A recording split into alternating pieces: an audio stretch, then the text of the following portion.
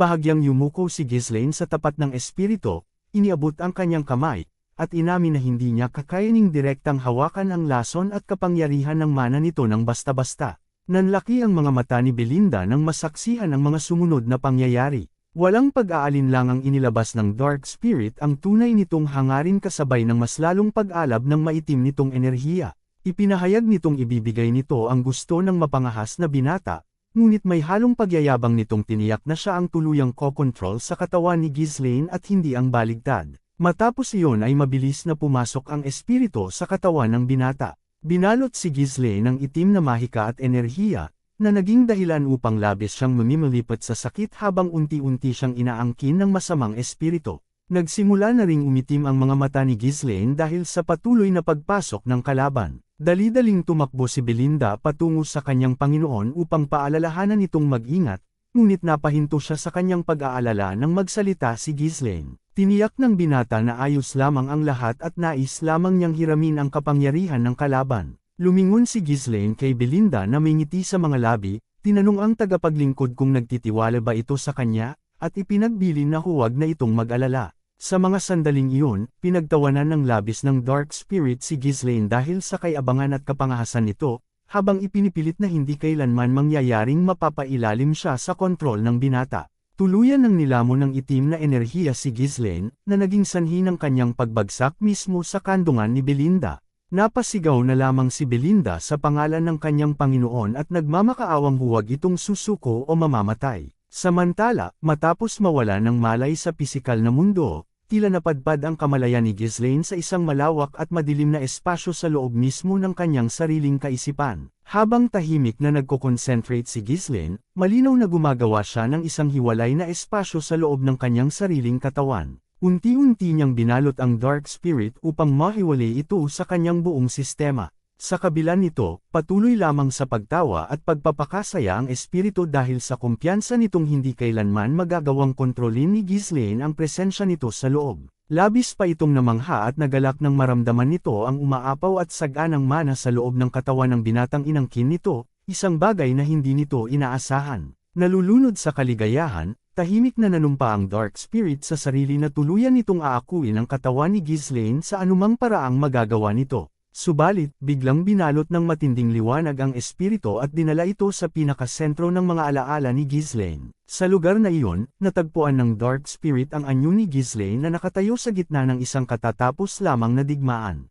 Labis ang pagtataka at hindi makapaniwala ang espiritu nang matuklasan nito na ang binatang nasa harapan nito ay isang dakilang mandirigma, isang imahe ng kalakasan na hindi pa nito nakikita ni minsan sa buong buhay nito. Bahagyang natigilan at napabulalas ang Dark Spirit sa nakapanlulumong eksena at nagtaka kung sino ba talaga ang taong nakatayo sa gitna ng wasak na paligid. Dahan-daang lumingon ang lalaki sa naguguluhang Dark Entity. Habang tinatanong ng espiritu ang pagkakakilanlan ng taong ito, tuluyan ng nagharap ang dalawa. Doon napatunayan ng Dark Spirit na ang kaharap nito sa loob ng pinakamalalim na memorya ni Ghislaine ay walang iba kundi ang katauhan mismo ni Ghislaine mula sa kanyang nakaraang buhay, na isang mandirigmang nagwagi sa digmaan na kung saan dinanas na ang mga buhay at kamatayan. Kinaharap ng Dark Spirit ang nakaraang katauhan ni Ghislaine sa loob ng madilim na inner world nito. Naguluhan at nagtaka ang Dark Spirit kung bakit may ibang nilalang sa loob ng isipan ni Ghislaine, hanggang sa mapagtanto nito na bagamat mukhang mas matured at nagkaedad ang mukhang kaharap nito,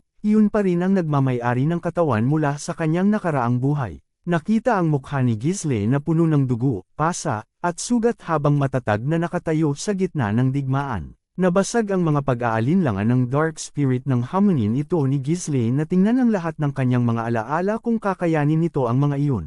Pagkatapos ay agad na naglabas si Ghislaine ng isang nakakakilabot na aura na mabilis na lumamon sa Dark Spirit patungo sa pinakapusod ng kanyang isipan. Dinala ang Dark Spirit sa isang napakadilim na dimensyon kung saan halos wala itong makita. Sa gitna ng labis na kadiliman, nagtaka ang Dark Spirit kung bakit ganito kalagim ang mga alaala ng taong ito. Bigla itong humalaklak ng malakas dahil naisip nito na kung ganito kaitim ang isipan ni Ghislaine, mas madali niya itong mamanipulate at may poses ng walang kahirap-hirap.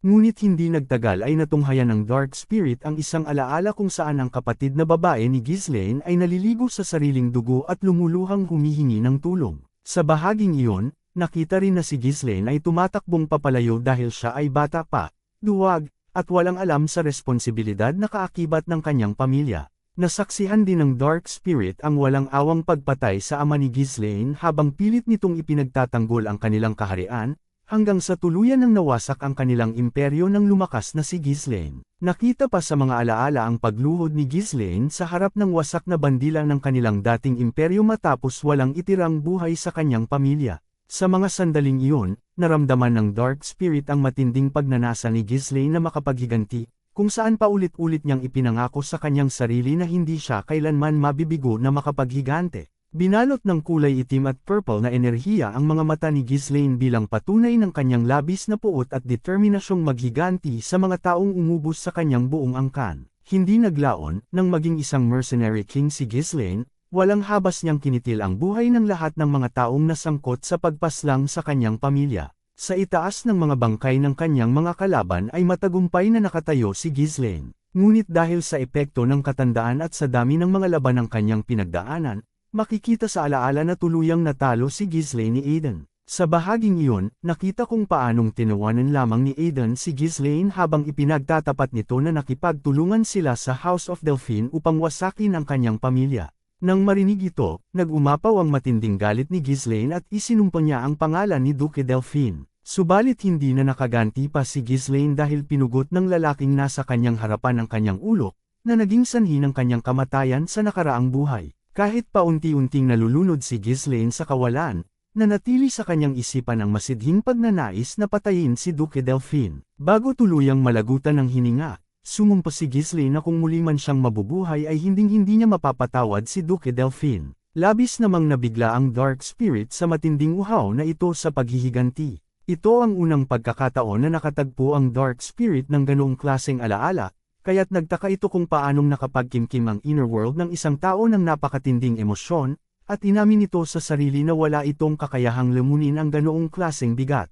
Pagbalik sa kasalukuyan, masayang inusisa ni Ghislaine ang Dark Spirit kung ano ang pakiramdam na makasilap sa mga alaala ng ibang tao. Sa sobrang pagkabigla ay hindi agad nakapagsalita ang Dark Spirit. Nang makabawi ito ng composure, sumigaw ang Dark Spirit at iginiit na kasinungalingan ang lahat ng nakita nito, dahil hindi ito makapaniwala na posible para sa isang tao na hindi lamang mabuhay muli kundi makabalik din sa nakaraan. Bahagyang yumuko si Ghislaine at mariing ipinaalala sa Dark Spirit na hindi na mahalaga kung may saysay man ang mga pangyayari o wala, dahil ang tanging pinakaimportante ay buhay pa rin siya hanggang ngayon. Naiwang nakanganga ang Dark Spirit at lubos na nagtaka kung paanong nakakaya ng isang ordinaryong tao na patuloy na mabuhay habang daladala ang ganoong kabigat na pasanin ng mundo. Sa mga sandaling iyon, tuluyan nang napansin ng Dark Spirit na ang mga mismong alaala na iyon ang naging ugat ng walang katapat na determinasyon ni Ghislaine na mabuhay at makapaghiganti. Napasigaw ang Dark Spirit dahil hindi nito kayang kontrolin at lamunin ang nakakabiglang alaala, kaya't nagmakaawa itong palayasin na siya sa lugar na iyon. Sa isang iglap, dinala ni Ghislaine ang Dark Spirit sa isang napakamaaliwalas na espasyo sa loob ng kanyang isipan na sadyang inilaan para rito. Napunta ang Dark Spirit sa isang lugar kung saan may isang puno ng nara sa kanyang likuran. Labis itong nagtaka kung saan siya inilagay ni Ghislaine, at habang palingon-lingon sa paligid, inusisa nito kung ano ang nangyayari at kung ano ang balak na gawin sa kanya. Pinutol ni Ghislaine ang pagtatanong ng Dark Spirit at ipinahayag na ang lugar na iyon ay sumisimbolo sa mga bagay na kailangan niyang protektahan anuman ang mangyari. Ibinahagi ni Ghislaine ang kanyang alaala na naglalaman ng mga taong pinakamahalaga sa kanyang buhay, kabilang ang kanyang ama, ang kanyang kapatid na si Vanessa, at ang kanyang mga nasasakupan na sina Kaur, Jillian, Belinda, Claude, at Alfoy. Matatag na ipinangako ni Ghislaine, habang pinagmamasdan siya ng Dark Spirit, na hinding-hindi na niya muling hahayaang mawala ang mga taong ito sa kanyang kasalukuyang buhay. Napaisip ang Dark Spirit at napagtanto nito na ang malaking responsibilidad na ito sa kanyang mga mahal sa buhay, ay ang siyang tanging dahilan kung bakit nakakayanan pa ring mabuhay ni Ghislaine sa kabila ng pagdadala ng napakabigat at napakadilim na pasanin sa mundo. Pagbalik sa kasalukuyan, nakahiga si Ghislaine sa mga hita ni Belinda habang nababalutan ng madilim na enerhiya ang kanyang buong katawan. Hindi naglaon ay iminulat ni Ghislaine ang kanyang mga mata na nag-iba na ng kulay, naging asul at itim ang mga ito na tila patunay ng tuluyang pagtanggap niya sa kadiliman. Labis na nagtaka si Belinda nang biglang umangat sa ere ang katawan ni Ghislaine habang lalo pang lumalakas at kumakapal ang maitim na enerhiyang bumabalot dito. Sa paglutang niya sa hangin, napasigaw si Ghislaine na parang may matinding puwersa na nais kumawala mula sa kanyang kalooban. Ngunit agad ding hamupa ang matinding enerhiya, at naging matuwid ang pagtayo ni Ghislaine sa ere habang nakapikit. Nang muli niyang imulat ang kanyang mga mata, bumalik na ito sa normal. Nababalutan na ngayon ang kanyang katawan ng pinagsamang itim at pulang enerhiya, na nagpapahiwatig na ganap na silang naging kaisa ng Dark Spirit. Casual na ibinubukas at isinasara ni Ghislaine ang kanyang mga kamao at inunat ang kanyang katawan upang pakiramdaman ang mga pagbabagong dulot ng matagumpay na pagsasanib. Bahagyang napatawa si Ghislaine habang ipinapahiwatig sa kanyang sarili na naging maganda ang kinalabasan ng proseso. Mula sa kanyang likuran, nanlaki ang mga mata ni Belinda sa pagkagulat at maingat niyang tinanong kung maayos lang ba ang kalagayan ni Ghislaine. Agad namang napawi ang pag-aalala ni Belinda nang lumingon si Ghislaine at formal na humingi ng paumanhin sa pag-aalalang idinulot niya. Lumingon si Ghislaine kay Belinda at inaya itong bumalik na. Makikita ang labis na galit at bahagyang pagtawa ni Belinda dahil napagtanto niyang tuluyan ng nakontrol ng maayos ni Ghislaine ang Dark Spirit. Dahil ganap na itong sumanib at naging bahagi ng katawan ni Ghislaine, casual na nagpakita ang Dark Spirit at ipinaalam sa kanya na kung kaya ng kapangyarihan nito na hukayin ang isipan ng isang tao, tiyak na makakaya rin itong basagin ang illusion magic ni Eli. Ipinunto rin ito na ang kapangyarihan ng The Kingdom's Great Sword na si Cain Balzac, na hawak ni Ghislaine sa kanyang nakaraang buhay, ay pagmamay-ari na ngayon ng Dark Spirit. Naging matatag ang ekspresyon ni Ghislaine habang napagtanto niyang sa wakas, sa kasalukuyang timeline na ito ay magagawa na niyang labanan si Cain Balzac. Samantala, lumipat ang eksena sa Crimson Flame Mage Tower sa loob ng Fenris Branch Territory. Abala ang mga mages ni Ghislaine sa loob ng Runestone Refinery sa paghahalo at tila pagluluto ng mga runestone. Bakas ang labis na kapaguran at matinding pagrereklamo ng mga mages habang nagre-refine.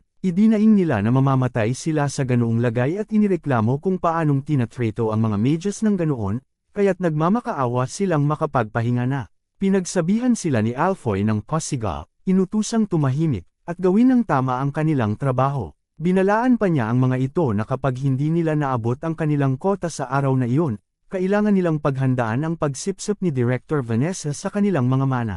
Mula sa kanyang likuran, nagtanong si Vanessa kung ano ang nangyayari. Sumagot si Alfoy na siya ang nagpapatakbo sa mga nagrereklamong rookie mages na ayaw makinig at masyadong mayayabang. Ipinunto rin niya na kung siya pa ang mismong gagawa ng mga gawain sa ibaba, wala nang magdidisiplina sa mga mages na iyon. Sumang-ayon naman si Vanessa na pabor ang nangyayari dahil kailangan na rin niyang umalis sandali sa kanyang pwesto. Tinanong ni Alfoy kung iiwan ba nito ang kanyang posisyon, at kinumpirma naman ni Vanessa na humiling ang Crimson Mage Tower ng isang Magic Tower exchange sa Crimson Flame Mage Tower. Nakaramdam ng inis si Alfoy nang marinig ang pangalan ng Crimson Mage Tower. Ang nasabing Magic Tower Exchange ay isang mataas na uring kaganapan kung saan nagtitipon ang mga mages upang magbahagi ng kaalaman, magdebate, at subukan ang kanilang mga kasanayan. Ang pinaka-inaabangan dito ay ang mga duelo sa pagitan ng mga disipulo ng Tore, na kung minsan ay humahantong sa matinding kapahamakan kapag masyadong naging mainit ang labanan. Nagtaka si Alfoy at inusisa kung bakit biglaan itong isinagawa, gayong bihira itong gawin ng mga magkakalabang Tore. Bago pa man matapos ni Alfoy ang kanyang sasabihin, pinutol siya ni Vanessa at ipinaliwanag na inimbitahan siya ni Tower Lord Hubert, at nakagawian na ng mga Tower Lords at Elders na hindi lumahok sa mga mismong exchange duels. Nabigla at nagalit si Alfoy nang malaman niyang ipinatawag ni Tower Lord Hubert si Vanessa. Idineklara ni Alfoy na hinding-hindi siya pupunta upang tulungan ang isang master na hindi man lang nagpapadala ng sulat habang siya ay nagpapakahirap sa pagtatrabaho roon. Iginiit pa niya na handa na siyang ibaon ang kanyang mga buto sa Fenris at manatili na lamang doon. Subalit agad na namutla si Alfoy nang kalmadong ipinaalam sa kanya ni Vanessa na hindi niya kailangang mag-alala o pumunta, dahil sa umpisa pa lamang ay wala naman ang kanyang pangalan sa listahan ng mga imbitado. Lumipas ang mga araw sa Crimson Flame Mage Tower kung saan nag-uusap ang mga Elder Mages. Isang Elder na may pulang sombrero ang nagtanong kung sigurado ba silang ayos lang na hindi napabalikan si Alfoy. Idinagdag pa ng isa pang Elder na may dilaw na sombrero na kahit pa wala itong silbi ay itinuturing pa rin itong isa sa kanilang mga Tower Sorcerers. Pasiga namang tumugon si Hubert at kinwestiyon kung ano ang natutunan ni Alfoy dahil nananatili pa rin itong nasa Third Circle. Nagpahayag ng pagkabahala ang mga Elder Mages sa tuktok ng tore at inusisa kung kakayanin ba ng kanilang mga disipulo na labanan ang mga tauhan ni Delmond na isang 7th Circle Master. Casual lamang itong sinagot ni Hubert, na iginigiit na magiging sapat na ang presensya ni Vanessa para sa nasabing exchange. Speaking of the devil, sa di malamang dahilan ay nakasama si Alfoy at masayang binati ang kanyang master. Casual lamang na tumango ang kanyang master at hindi na sinagot si Alfoy, sa halip, nilagpasan lamang ito at agad na tumungo kay Vanessa at masayang binati siya ni Hubert at inusisa kung naging maayos ba ang paglalakbay nito. Kinumpirma rin ni Hubert kung totoo bang naabot na ni Vanessa ang 6th Circle, na agad namang sinagot ng dalaga ng pag-oo. Mapagmalaking pinagsabihan ni Hubert ang mga Elder Mages na dapat silang tumano at matuto kay Vanessa dahil nananatili pa rin silang nasa 5th Circle. Nagdulot ito ng matinding galit sa mga Elder Mages, kaya't isinambat nila pabalik kay Hubert na maging siya mismo ay hindi pa rin isang 6th Circle Master. Kinwestiyon ng mga Elders kung hahayaan ba nilang malamangan sila ng isang babae na dating katulong lamang, at ipinaalala kay Hubert ang pangako nitong mabilis na maaabot ang 7th Circle gamit ang mga runestone. Dahil sa mga sinabing iyon, minura ni Hubert ang mga Elder Mages, ngunit nang ibaling niya ang kanyang pansin kay Vanessa na nasa kanyang likuran, palihim siyang napamura dahil sa matinding hindi pagkapaniwala. Inisip niya kung anong panlilinlang ang ginawa ni Ghislaine sa Fenris upang maging ganoon kalakas si Vanessa, lalo na't dati ay hindi man lang ito makaramdam ng kahit kititing na mana. Pinalubag na lamang ni Hubert ang kanyang sarili sa pag-iisip na kahit gaano pa kagaling ang Crimson Mage Tower, siya pa rin ang may matibay na kontrol sa mga runestone, kaya wala siyang dahilan upang makisabay sa laro ni Delmond. Palihim siyang ngumiti at idineklara sa kanyang isipan na sa tulong ng mga runestone, oras lamang ang bibilangin bago maging pinakadakila sa buong kaharian ang Crimson Flame Mage Tower. Sa kabilang banda, dumating si Delmond at ang kanyang mga mages sa mismong bungad ng trangkahan ng Crimson Mage Tower. Naglakad ng may buong autoridad si Delmond habang kasunod ang napakaraming mages na nagpapalabas ng mga hindi kapani-paniwalang aura. Hindi nakawala sa pansin ng mga Elder Mages ni Hubert ang puwersa ng kalaban, kaya't napamura sila nang mapansin nilang nagdala si Delmond ng humigit kumulang 50 disipulo. Namutla si Hubert sa kanyang nasaksihan at nagduda sa kanyang isipan kung sinusubukan ba ni Delmond na magsimula ng digmaan. Sa paghaharap ni Delmond at Hubert, malinaw na agad na nalagay sa dihadong posisyon ang grupo ng huli. Binasag ni Delmond ang katahimikan at formal na binati si Hubert matapos ang matagal nilang hindi pagkikita. Makikita sa mukha ni Hubert ang labis na inis na may halong matinding takot, kaya't hindi agad ito nakapagsalita. Diretsyong tumitig si Delmond at biglang nagpakawala ng isang napakalakas na enerhiya na may kasamang matinding pagnanasang pumatay. Ang puwersang ito ang naging dahilan upang mapa-atras ang mga mages at maging si Hubert mismo. Pilit na ibinabalance ni Hubert ang kanyang pagkakatayo habang napapamura sa isipan kung gaano kalakas ang kapangyarihan na inilalabas ni Delmond. Dahil sa matinding enerhiyang inilalabas ng kalaban, mabilis na inutusan ni Hubert ang kanyang mga kasamahang Elder Mages sa likuran na magtaas ng isang mana barrier. Hindi na nakapagpigil si Hubert at isinigaw niya kay Delmond kung ano ang sinusubukan nitong gawin. Tumitig lamang si Delmond kay Hubert, at hindi nagtagal ay may sumili na bahagyang ngiti sa kanyang mga labi. Agad niyang pinutol ang inilalabas na enerhiya, lumapit kay Hubert, at kalmadong ipinaalam na hindi ito dapat mag-alala dahil ang kanyang pagbisita ay isa lamang courtesy call upang suriin ang ilang mga bagay. Bago tuluyang makalagpas, ininsuto pa ni Delmond si Hubert at idiniin na isang malaking kahihiyan na nananatili pa rin ito sa parehong antas. Nang marinig ang mga salitang iyon, mabilis na napalingon si Hubert na may nanlilisik na mga mata at minura si Delmond, kasabay ng mariing babala na huwag itong masyadong magmayabang. Habang binabawi ni Hubert ang kanyang composure, ipinaalam niya kay Delmond na inayos na niya ang lahat ng kinakailangan kaya maaari na nilang simulan at tapusin agad ang anumang kailangan nilang pagtuunan. Masaya naman itong sinang-ayunan ni Delmond. Ngunit sandali pa lamang ang lumilipas ay naaga na ang pansin ni Delmond ng mga figure sa hindi kalayuan. Nakita niyang tuwid na nakatayo si Vanessa at agad niyang napagtanto na ito ang babaeng 6th Circle na madalas pag-usapan kamakailan. Bukod kay Vanessa, may isa pa sa mga kasamahan ng mga elders ang mas lalong nakakuha sa atensyon ni Delmond. Napalingon si Delmond at tuluyang itinuon ang kanyang pansin kay Alfoy. Sa kanyang isipan, lubos na namangha si Delmond nang mapagtanto na ang lalaking kanyang tinitingnan ay walang iba kundi ang nag-iisang Alfoy na sinasabing tumalo sa Diyos. Sa kabilang banda, salungat sa mga paghanga ni Delmond, Mababakas kay Alfoy ang labis-labis at matinding takot na nadarama nito sa mismong mga sandaling iyon. Huwag kalimutan i-click ang subscribe button at i-on ang notification bell para hindi ninyo ma-miss ang mga updates. Babalik ako bukas para sa isa pang exciting na episode. Hanggang sa muli, ingat kayo at tandaan, ang kaban ng bayan ay kailangan bantayan, o ang kinabukasan natin ay pupulutin sa kangkungan.